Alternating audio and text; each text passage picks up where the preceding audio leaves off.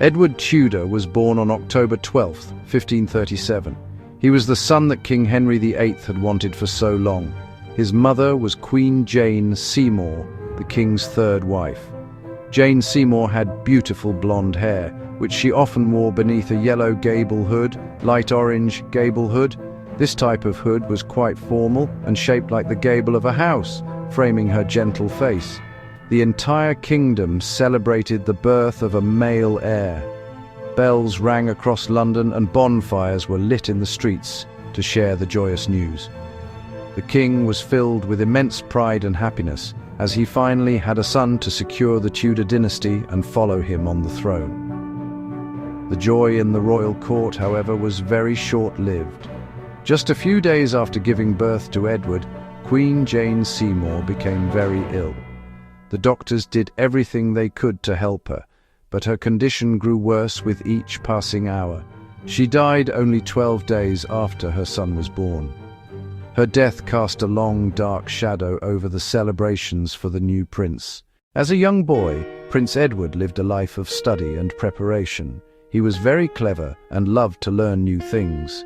His days were filled with lessons from the best tutors in the land. He studied languages like Latin, Greek, French. He also learned about history, music, and astronomy. His education was designed to mold him into a wise and just ruler. He was taught about the new Protestant faith, which was very important to his father and his teachers. Edward became a very devout Protestant, and his personal beliefs would later influence his decisions as king. During Edward's childhood, his father, King Henry VIII, married several more times. The king briefly married Anne of Cleves. His next wife was a young woman named Catherine Howard, in a black and white French hood with a delicate black veil. Her time as queen was short and ended tragically. She was executed. King Henry's final wife, Catherine Parr, became a kind and loving stepmother to Edward, Mary, and Elizabeth. In the cold winter of 1547, the great and powerful King Henry VIII died. At his father's passing, Prince Edward, only 9 years old, became King Edward VI. The heavy crown of England was now his to wear. It was a huge change for such a young boy. Because Edward was so young, a council of powerful noblemen was created to help him govern. His uncle, the Duke of Somerset, served as Lord Protector. He had the power to make decisions on the king's behalf. Edward sat in on meetings, listening and learning how to run a kingdom. He had to grow up very quickly. Even as a boy, he held strong ideas about ruling. He wanted to make England a truly Protestant nation. New prayer books were written in English so everyone could understand. Statues and decorations were removed, leaving simpler churches. Not everyone approved. Protests and rebellions erupted. Edward believed he was doing the right thing for God and his people. Life as a boy king was structured and formal, from meeting ambassadors to signing documents. Despite the grandeur, it could be lonely for a child. Despite his royal status, King Edward VI was known for his gentle and kind heart. He showed great concern for the poor and vulnerable. He supported new hospitals and schools for the poor, including Christ's Hospital in London.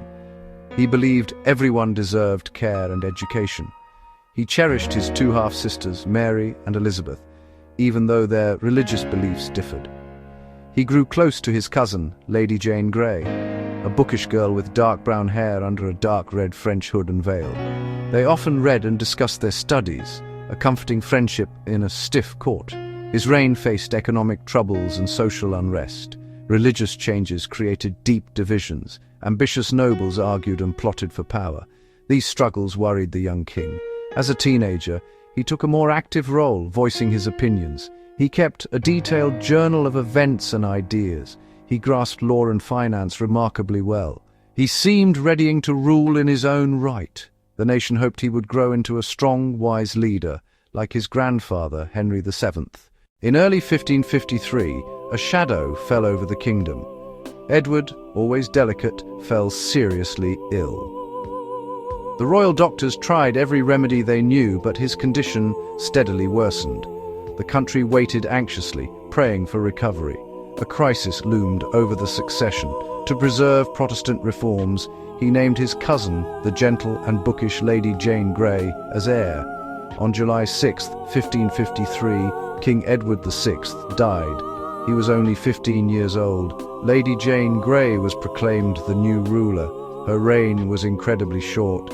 Mary Tudor, with red gold hair beneath a stern black French hood and veil, rallied supporters. The people flocked to her side. Jane's support crumbled in 9 days. Mary Tudor was declared the rightful queen. Tragically, Lady Jane Grey and her husband were later executed. Mary restored the Catholic faith, just as Edward had feared. Edward's life was a brief but important chapter. A boy who became king at 9, kind to his people, and gone at 15.